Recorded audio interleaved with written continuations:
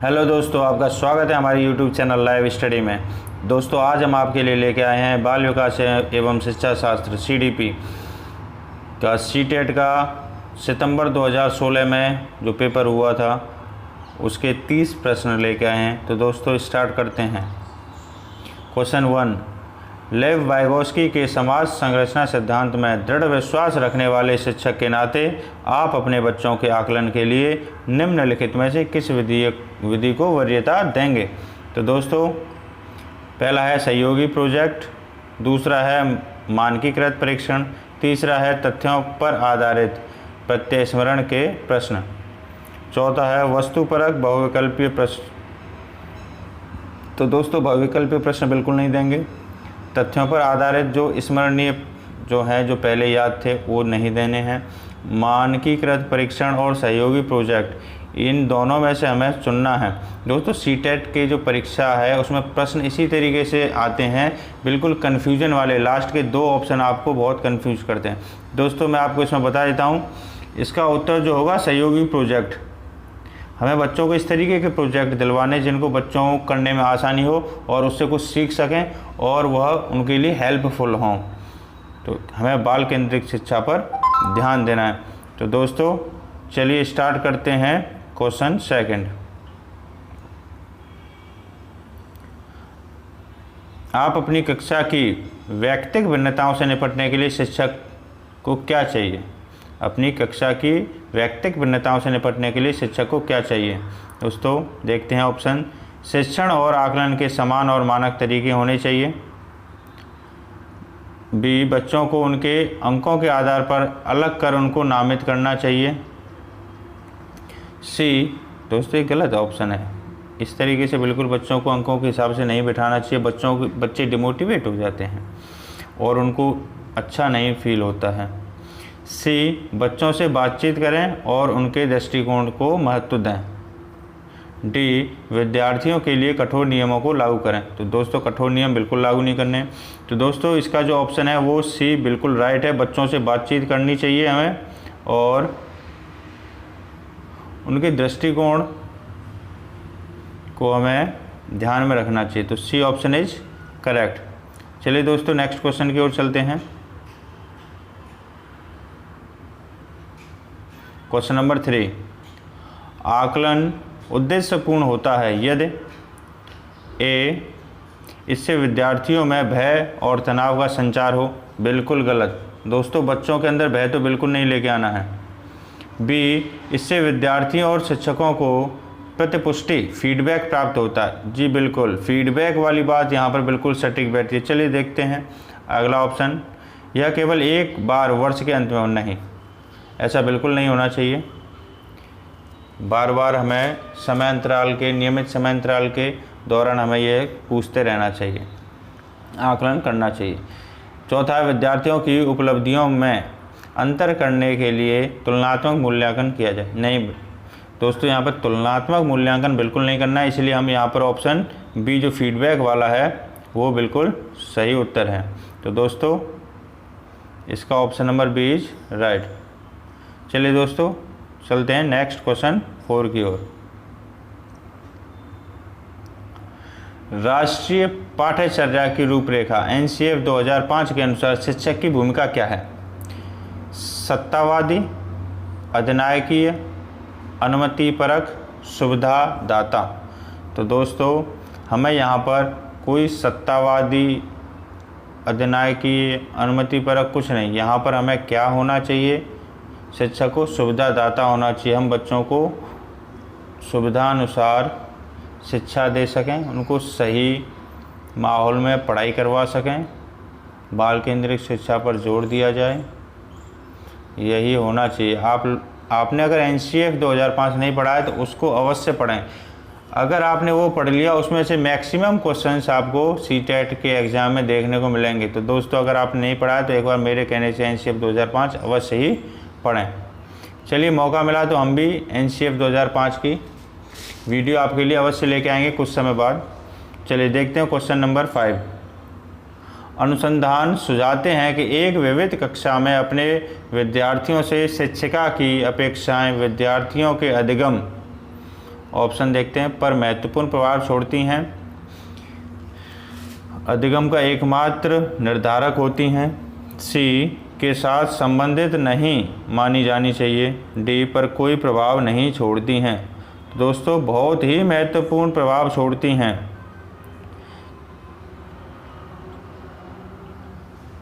A option A is correct. दोस्तों जो शिक्षिका है या शिक्षक है उसकी जो अपेक्षाएं जो रहती हैं कक्षा में विद्यार्थियों के प्रति, जिस प्रकार का बिहेवियर होता है उसका बहुत ही अच्छा और महत्वपूर्ण प्रभाव पड़ता है बच्चे के ऊपर। दोस्तों चलते हैं नेक्स्ट क्वेश्चन की ओर।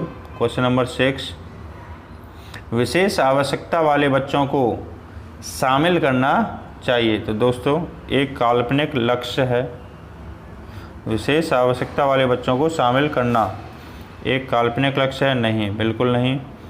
जिनमें अक्षमता न हो उन बच्चों के लिए हानिकारक है? नहीं जी, बिल्कुल गलत। चलिए देखते हैं ऑप्शन नंबर सी, विद्यालयों पर भार बढ़ा देगा। बिल्कुल नहीं, ये गलत सोच है। ऑप्शन नंबर डी देखते हैं, शिक्षण के प्रति दृष्टिकोण विषय वस्तु और धारणा परिवर्तन की अपेक्षा रखता है। हाँ जी दोस्तों, बिल्कुल सही, ये बिल्कुल सही ऑप्शन है। शिक्षण के प्रति दृष्टिकोण विषय वस्तु और धारणा परिवर्तन की अपेक्षा रखता है। हमें बच्चों को उन्हीं के अनुरूप शिक्षा का माहौल देना चाहिए और शिक्षण प्रक्रिया लागू करनी चाहिए। चलिए दोस्तों नेक्स्ट क्वेश्चन चलते हैं। क्वेश्चन नंबर 7, विविध प्रकार की सामाजिक, आर्थिक और सांस्कृतिक पृष्ठभूमि के बच्चों से युक्त कक्षा सभी विद्यार्थियों के अधिगम अनुभवों को बढ़ाती है। ये कथन किसने कहा था? तो दोस्तों इसमें तो आपको कुछ सोचना ही नहीं है, ये कथन सही है या गलत है? बिल्कुल 100% सही कथन है, क्योंकि बच्चे अपने साथियों से अनेक कौशल सीखते हैं। तो दोस्तों इसका जो ऑप्शन है वो बी बिल्कुल सही है, ऑप्शन बी इज राइट। क्योंकि जब क्लास है उसमें अनेक समाज के सांस्कृतिक भिन्न भिन्न सांस्कृतिक पृष्ठभूमि के बच्चे आएंगे, एक साथ पढ़ेंगे संयुक्त कक्षा में, समावेशी शिक्षा जिसे कहते हैं। तो उससे बच्चों को बहुत कुछ सीखने को मिलेगा, नई नई बातें सीखने को मिलेंगी, एक दूसरे की संस्कृति, विचारधारा और सामाजिक परिस्थितियों के बारे में, वेशभूषा के बारे में, रहन सहन के बारे में बहुत कुछ सीखने को मिलेगा। तो ऑप्शन बी इज करेक्ट। चलिए दोस्तों नेक्स्ट क्वेश्चन देखते हैं। क्वेश्चन नंबर 8, सुनने में असमर्थ बच्चा, ए ऑप्शन, श्रवण असमर्थता वाले बच्चों के विद्यालय में ही भेजा जाना चाहिए या नियमित विद्यालय में नहीं भेजना चाहिए। ऑप्शन बी, केवल अकादमिक शिक्षा से लाभ नहीं उठा पाएगा, उसे उसके स्थान पर व्यावसायिक शिक्षा दी जानी चाहिए। बिल्कुल गलत है। सी, नियमित विद्यालय में बहुत अच्छा कर सकता है यदि उसे उपयुक्त सुविधा और साधन उपलब्ध कराया जाए। हाँ जी दोस्तों, ये सही बिल्कुल है। चलो डी देख लेते हैं, नियमित विद्यालय में अपने सहपाठियों के समान कभी प्रदर्शन नहीं कर पाएगा। दोस्तों ये गलत सोच है, ऑप्शन सी इज करेक्ट। नियमित विद्यालय में ही उसे पढ़ाया जाए, उसके उपयुक्त, उसको सुविधाजनक जो भी लगे उस तरीके का हमें माहौल देना चाहिए, उसको साधन उपलब्ध कराने चाहिए और शिक्षा में शिक्षकों द्वारा सहयोग मिलना चाहिए। तो दोस्तों सी ऑप्शन इज करेक्ट, नियमित विद्यालय में ही वो बहुत अच्छा कर सकता है, बस उसे उस तरीके की माहौल और सुविधा की आवश्यकता है। चलिए दोस्तों नेक्स्ट क्वेश्चन देखते हैं। क्वेश्चन नंबर 9, निम्नलिखित में से कौन सी विशेषता प्रतिभावान शिक्षार्थी की है? वह आक्रामक और कुंठित हो जाता है। गलत, बिल्कुल गलत है ये।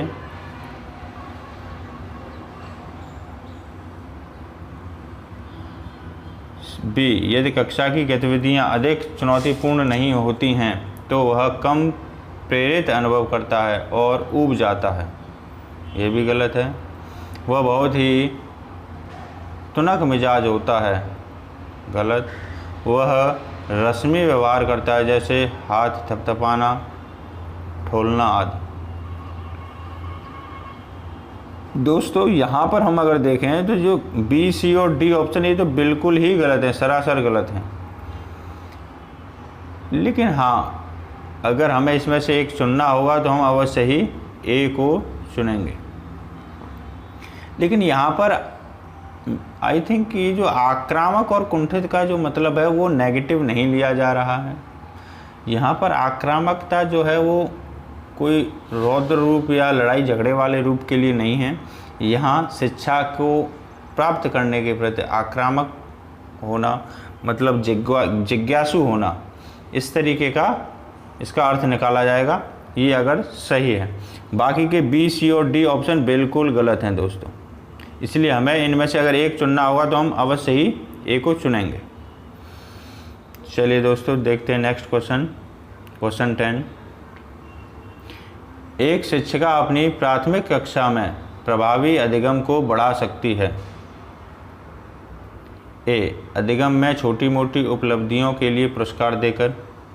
दोस्तों पुरस्कार की तो आदत बच्चों को नहीं डालनी चाहिए, क्योंकि बाकी जो बच्चे होते हैं उनके अंदर हीन भावना आती है,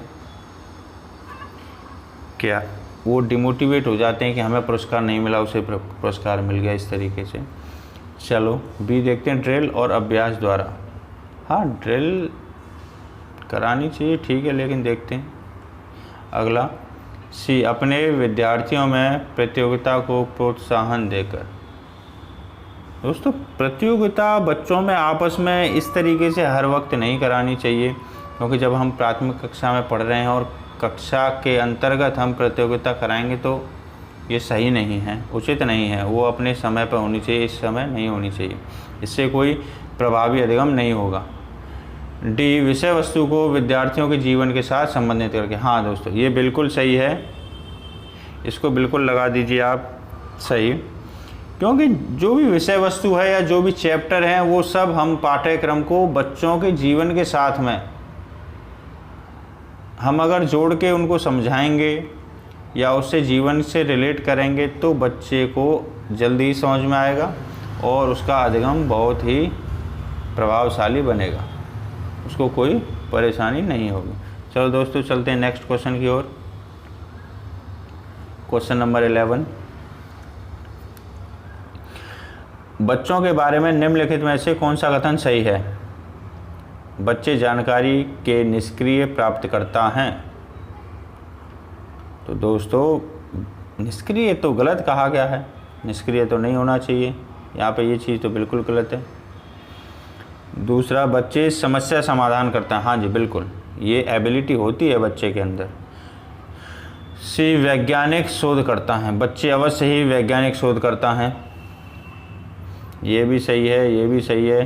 चौथा देखते हैं, बच्चे पर्यावरण के सक्रिय अन्वेषक हैं। अवश्य ही। तो देखते हैं ये तीनों किस में मिलते हैं, इसमें नहीं मिलते हैं, इसमें भी 1 मौजूद है, इसमें भी मौजूद है। तो दोस्तों यहाँ पर बी ऑप्शन इज करेक्ट, क्योंकि बच्चे जो हैं जानकारी के निष्क्रिय नहीं है, सक्रिय प्राप्तकर्ता होते हैं दोस्तों।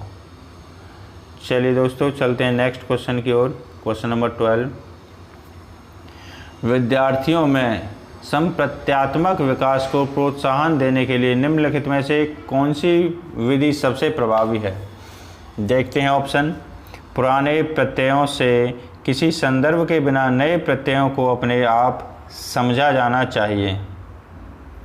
चलो देखते हैं ऑप्शन नंबर बी, याद करने के लिए कहकर विद्यार्थी के गलत विचारों को सही विचारों में बदलना। तो ये गलत है, गलत विचारों को सही में कैसे बदल दोगे, इसको तो आप यहीं पर गलत समझ लीजिए। सी, विद्यार्थियों को बहुत से उदाहरण देना और उन्हें तर्क शक्ति का उपयोग करने के लिए प्रोत्साहित करना। तो दोस्तों ये बिल्कुल सही लग रहा है मुझे अभी तक के लिए। चलो फिर भी देखते हैं नेक्स्ट को।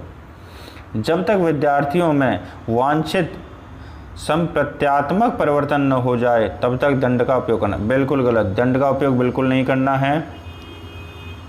पुराने प्रत्ययों के अनुसार से हमें नए प्रत्ययों पर नहीं कुछ समझना है। याद करने के लिए कह के गलत विचार का सही नहीं बनाने हैं। हमारा option number C is correct. अच्छे उदाहरण दीजिए बच्चों को समझाने के लिए और उन्हें तर्क शक्ति का प्रयोग करने के लिए प्रोत्साहित कीजिए, अवश्य ये सही है। चलिए दोस्तों नेक्स्ट क्वेश्चन देखते हैं, क्वेश्चन नंबर 13। प्राथमिक विद्यालय के बच्चे उस वातावरण में सबसे प्रभावी ढंग से सीखेंगे। देखते हैं कैसा वातावरण है। ए, जहां उनकी संवेगात्मक आवश्यकताओं की पूर्ति होती है और वे अनुभव करते हैं कि वे महत्वपूर्ण हैं। तो महत्वपूर्ण तो हैं, चलो फिर भी सही है जहाँ तक है। अगला देखते हैं ऑप्शन, जहाँ शिक्षक एकाधिकारवादी हो। नहीं, यहाँ एकाधिकारवादी पे तो दोस्तों यहीं ख़त्म होता है, ये तो बिल्कुल ही नहीं होना चाहिए। एकाधिकारवादी तो शिक्षक को बनना ही नहीं है बिल्कुल। सी देखते हैं, जहाँ मूल रूप से पढ़ने लिखने और गणित की संज्ञानात्मक कुशलताओं पर ही ध्यान केंद्रित होता है, बल दिया जाता है। दोस्तों ये गलत है,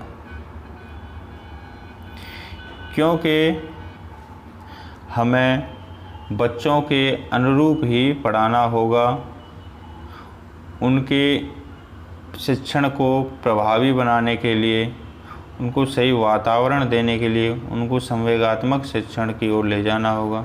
चलो देखते हैं नेक्स्ट, जहाँ शिक्षक सारे अधिगमों में आगे होता है और विद्यार्थियों से निष्क्रिय रहने की अपेक्षा करता है। नहीं दोस्तों ये सभी गलत हैं, इसका ऑप्शन नंबर ए सही है।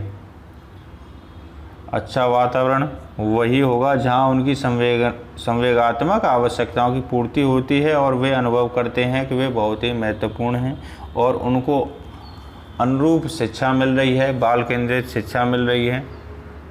वहाँ शिक्षक एकाधिकारवादी नहीं होता है, वही सही है। Option number A is correct. चलिए दोस्तों नेक्स्ट क्वेश्चन की ओर चलते हैं, क्वेश्चन नंबर 14। एक बच्चा खिड़की के सामने से एक कौवे को उड़ता देखता है और कहता है एक पक्षी। इससे बच्चे के विचार के बारे में क्या पता चलता है? बच्चे की स्मृतियाँ पहले से भंडारित होती हैं। हाँ ये तो सही है, अगर नहीं होती तो वो कहता कैसे ये बात, तो ये तो बिल्कुल सही है। आगे हम देखते हैं दूसरा, बच्चे में पक्षी का प्रत्यय विकसित हो चुका है। बिल्कुल हो चुका है, जब भी तो उसने पक्षी कहा कि कौवा पक्षी है, वो ये जानता है इसीलिए उसने उसको पक्षी कहा। तीसरा, बच्चे ने अपने अनुभव बताने के लिए भाषा के कुछ उपकरणों का विकास कर दिया। अनुभव बताए हैं, विकास किया है, हाँ बिल्कुल, क्योंकि अगर वो अनुभव ही हुआ, क्योंकि उसको स्मृति पहले से थी, वो जानता था कि कौवा पक्षी है, तो ये बिल्कुल सही है, अनुभव बताए हैं। तो दोस्तों यहाँ पर ए 1 2 3 तीनों सही है, इसलिए option number C is correct. 1 2 3 तीन। चलिए देखते हैं नेक्स्ट क्वेश्चन, क्वेश्चन नंबर 15। कोई शिक्षिका अपने विद्यार्थियों को क्या कहे कि उन्हें भीतरी प्रेरणा के साथ कार्य करने के लिए प्रोत्साहित कर सके? ऑप्शन देखते हैं, चलो इसे उसके करने से पहले समाप्त कर लो। ऐसा नहीं होना चाहिए, किसी से कंपटीशन नहीं करवाना है अभी। दूसरा, तुम उसके जैसे क्यों नहीं हो सकते? नहीं, ये भी गलत है। किसी से तुलनात्मक व्यवहार नहीं करना है, तुलना नहीं करनी चाहिए शिक्षक को बच्चों में आपस में। सी, काम जल्दी पूरा करो तो तुम्हें टॉफ़ी दूंगी। ये उपहार देना या दंड देना ये गलत है। दोस्तों ऑप्शन डी देखते हैं, इसे करने की कोशिश करो तुम सीख जाओगे। हाँ, बच्चे को मोटिवेट करना चाहिए कि यू कैन डू इट, तुम इसे कर सकते हो। तो दोस्तों option D is very appropriate, very correct. तो ऑप्शन डी इज़ करेक्ट। चलिए चलते हैं नेक्स्ट क्वेश्चन की ओर, क्वेश्चन नंबर 16। कोई शिक्षिका अपने विद्यार्थियों को अध्ययन करने हेतु आंतरिक रूप से उत्प्रेरित करने के लिए कैसे प्रोत्साहित कर सकती है? उनमें डर पैदा करके? नहीं, बिल्कुल नहीं, डर तो बिल्कुल पैदा ही नहीं करना बच्चे के अंदर। बी, प्रतियोगात्मक परीक्षण से। दोस्तों अभी हम पढ़ते आ रहे हैं, प्रतियोगात्मक परीक्षण नहीं करना है। सी देखते हैं, व्यक्तिगत लक्ष्य निर्धारित करने और उन्हें निपुणता पाने में उन्हें मदद देकर। हाँ जी, अगर आप व्यक्तिगत लक्ष्य दे रहे हो और उनको हेल्प कर रहे हो ताकि वो अपने टारगेट को पूरा कर सकें, उनको मोटिवेट कर रहे हो कि आप ये चीज़ कर सकते हो, आप करके दिखाइए। तो ये अभी तक तो सही है। डी देखते हैं, साफ दिखाई पड़ने वाले इनाम नहीं, इनाम नहीं देने हैं, पुरस्कार या दंड नहीं देना है। तो दोस्तों सी ऑप्शन इज करेक्ट, तो आप सी पे लगाइए।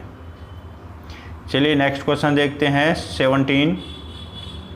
किसी प्रारंभिक कक्षा में प्रभावशाली शिक्षक का उद्देश्य विद्यार्थियों को उत्प्रेरित करना होगा।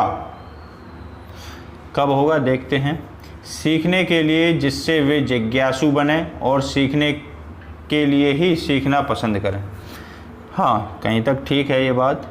चलिए बी देखते हैं, रटकर याद नहीं, बिल्कुल नहीं, रटना तो है ही नहीं, रटवाना नहीं है, बच्चों को रट्टू तोता नहीं बनाना है। दोस्तों आप शिक्षक बनने जा रहे हो, इस बात का बहुत महत्व है कि आप बच्चों को रटाने के लिए नहीं कहोगे। तीसरा दंड, दंड तो देना ही, दंड जहाँ आ गया उसे तो क्रॉस कर दो, देखते ही क्रॉस कर दो।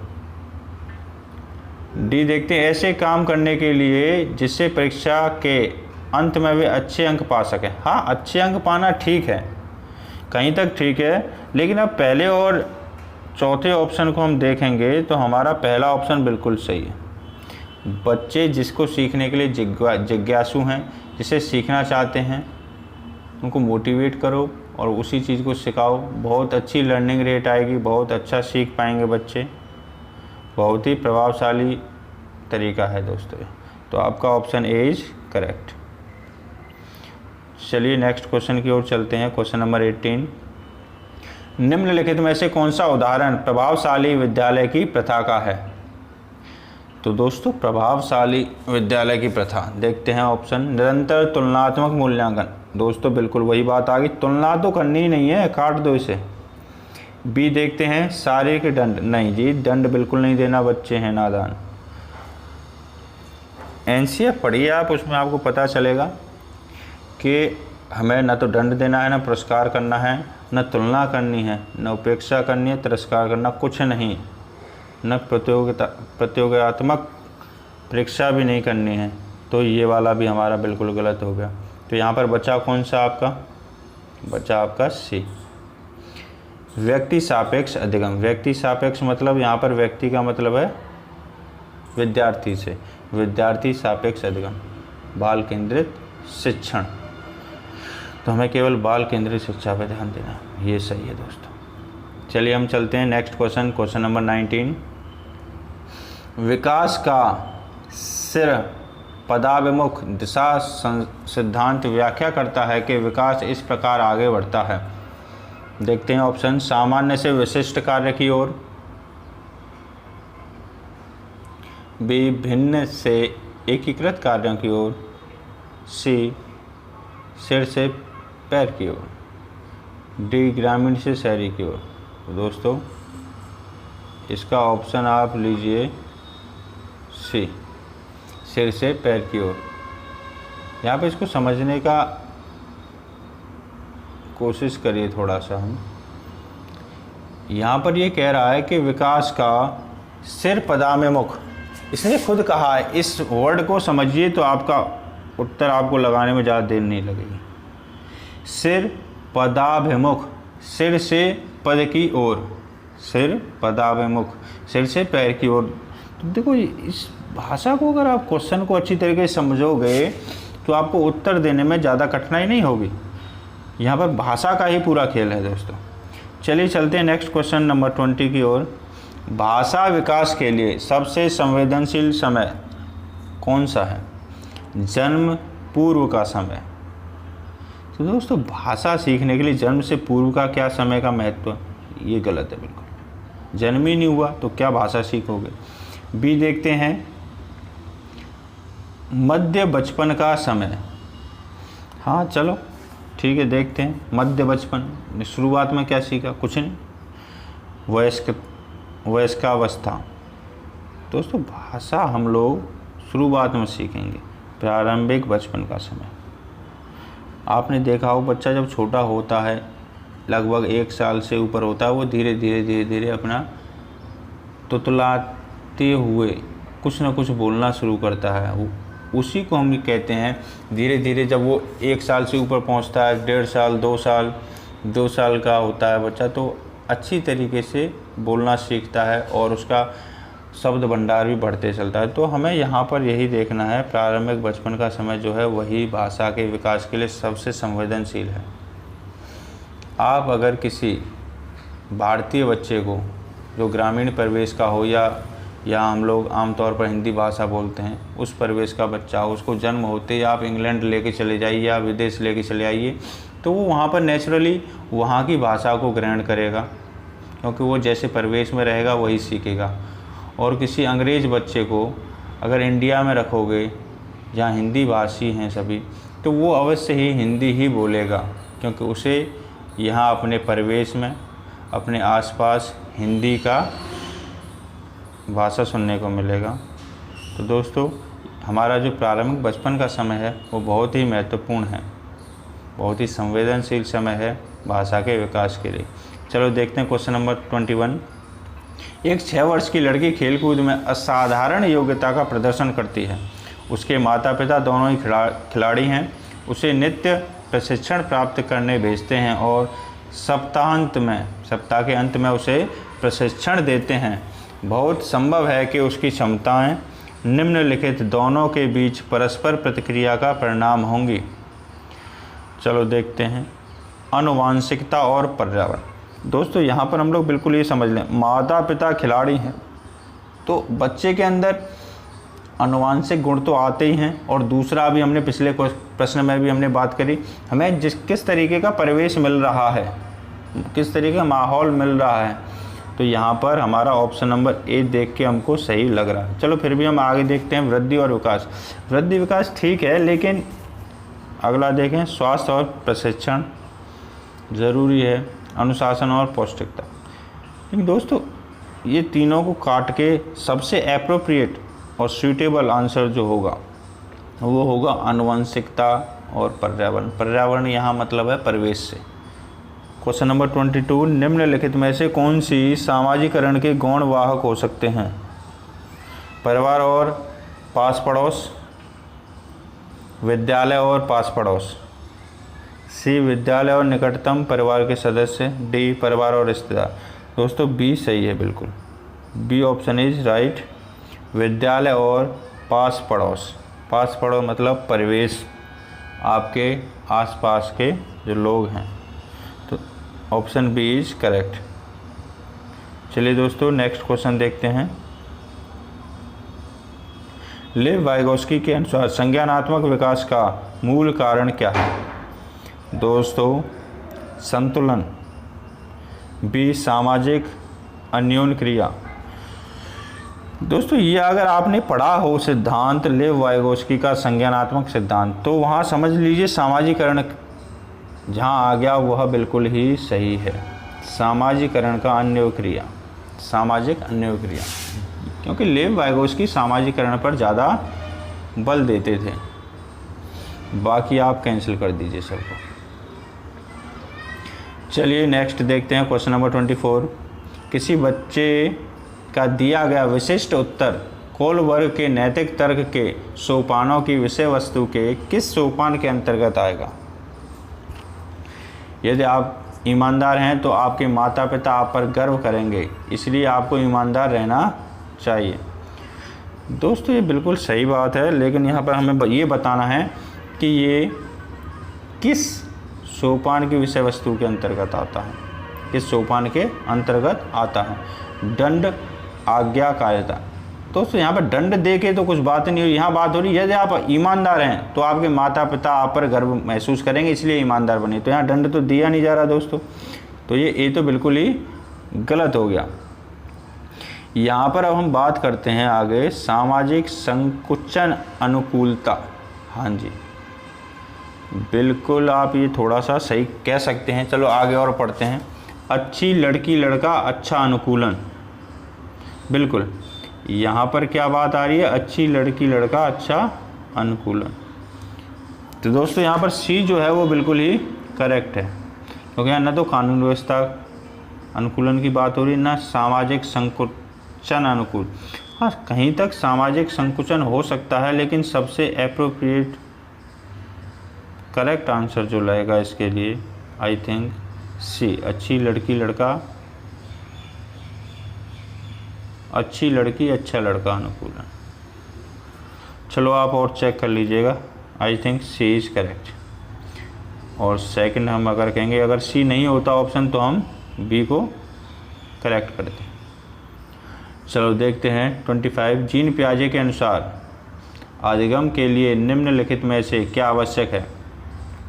ए, शिक्षार्थी के द्वारा पर्यावरण की सक्रिय खोजबीन, ठीक है, पर्यावरण पर ध्यान देते थे पियाजे। बी, वयस्कों के व्यवहार का अवलोकन।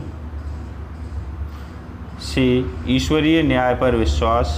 डी, शिक्षकों और माता पिता द्वारा पुनर्बलन। तो दोस्तों ए ऑप्शन इज करेक्ट। शिक्षकों के द्वारा शिक्षार्थी के द्वारा, जो विद्यार्थी है, शिक्षार्थी जो है उसके द्वारा पर्यावरण की सक्रिय खोजबीन, उसको एक्टिव रहना चाहिए, पर्यावरण में क्या हो रहा है उसके बारे में जिज्ञासु होना चाहिए, उसकी जानकारी रखनी चाहिए, खोजबीन करनी चाहिए। चलो क्वेश्चन नंबर 26 देखते हैं। जीन पियाजे के अनुसार स्कीमा निर्माण वर्तमान योजनाओं के अनुरूप बनाने हेतु नवीन जानकारी में संशोधन और नवीन जानकारी के आधार पर पुरानी योजनाओं में संशोधन के परिणाम के रूप में घटित होता है। इन दो प्रक्रियाओं को जाना जाता है। दोस्तों इनको क्या कहते हैं ये चीज़ समझने। समायोजन और अनुकूलन के रूप नहीं, बिल्कुल नहीं। बी, समावेशन और अनुकूलन के रूप नहीं, ये भी नहीं है। सी, सामीकरण और संशोधन, यहाँ इसकी भी बात नहीं हो रही। समावेशन और समायोजन। तो दोस्तों 26 का डी ऑप्शन इज करेक्ट, समावेशन और समायोजन के रूप में। चलिए क्वेश्चन नंबर 27 देखते हैं। किसी प्रगतिशील कक्षा की व्यवस्था में शिक्षक एक ऐसे वातावरण को उपलब्ध कराकर अधिगम को सुगम बनाता है जो खोज को प्रोत्साहन देता है। बी, नियामक है। सी, समावेशन को हतोत्साहित करता है। डी, आवृत्ति को बढ़ा देता है। तो दोस्तों पहली बात सबसे मेन हमने जैसा क्वेश्चन नंबर 25 में पढ़ी थी, खोज को प्रोत्साहित करना, तो आपका ऑप्शन ए इज करेक्ट। चलिए क्वेश्चन नंबर 28 देखते हैं। हावर्ड गार्डनर का बहुबुद्धि सिद्धांत समझाता है कि, देखते हैं तो आपको पता हो इस सिद्धांत के बारे में आपने पढ़ा होगा। चलो देखते हैं ऑप्शन 1, हर बच्चे को प्रत्येक विषय 8 भिन्न तरीके से पढ़ाया जाना चाहिए ताकि सभी बुद्धियां विकसित हों। जी बिल्कुल नहीं, यह बहुबुद्धि सिद्धांत बिल्कुल नहीं कहता है बुद्धि को केवल IQ बुद्धि लब्धि परीक्षा से ही निर्धारित किया जा सकता है। जी बिल्कुल ऐसा भी नहीं कहा था गार्डनर ने। सी, शिक्षक को चाहिए कि विषय वस्तु को वैकल्पिक विधियों से पढ़ाने के लिए बहुबुद्धियों को एक रूपरेखा की तरह ग्रहण करें। जी बिल्कुल यही है बिल्कुल सही आंसर। जो भी विषय वस्तु है उसको बच्चे को हर तरीके से पढ़ाने का प्रयास करना है। अगर एक विधि से बच्चा नहीं सीख रहा है तो हमें अपनी विधि या पढ़ाने का तरीका बदलना भी होगा। तो दोस्तों इसको अवश्य ध्यान दीजिए कि हमारा option number C is correct. चलिए दोस्तों नेक्स्ट क्वेश्चन देखते हैं। Question number 29। कोई 5 साल की लड़की एक टी शर्ट को तह करते हुए, तह मतलब फोल्ड करके घई करके रख रहे हैं, तह करते हुए अपने आप से बात करती है। लड़की द्वारा प्रदर्शित व्यवहार के संदर्भ में कौन सा कथन सही है? अपने आप से बात कर रही है कपड़े फोल्ड करते वक्त, देखते हैं। तो दोस्तों यहाँ पर आपने अगर ये देखा होगा कि जीन पियाजे जो थे उन्होंने एक दिया था अहम केंद्रित, उसी पे चलो हम लोग देख लेते हैं ऑप्शन इसके। ऑप्शन 1, जीन पियाजे और लेव वाइगोस्की इसकी व्याख्या बच्चे के विचारों की अहम केंद्रित प्रकृति के रूप में करेंगे। बी, जीन पियाजे इसे अहम केंद्रित भाषा कहेंगे और लेव वाइगोस्की इसकी व्याख्या बच्चे के द्वारा निजी भाषा से अपनी क्रियाओं को निर्धारित करने के प्रयासों के रूप में करेंगे। दोस्तों यही बिल्कुल सही आंसर है आपका, क्योंकि जीन पियाजे जो थे उन्होंने कहा इसे अहम केंद्रित भाषा के बच्चे जो हैं आप खुद से ही बातें करते हैं, बड़बड़ाते हैं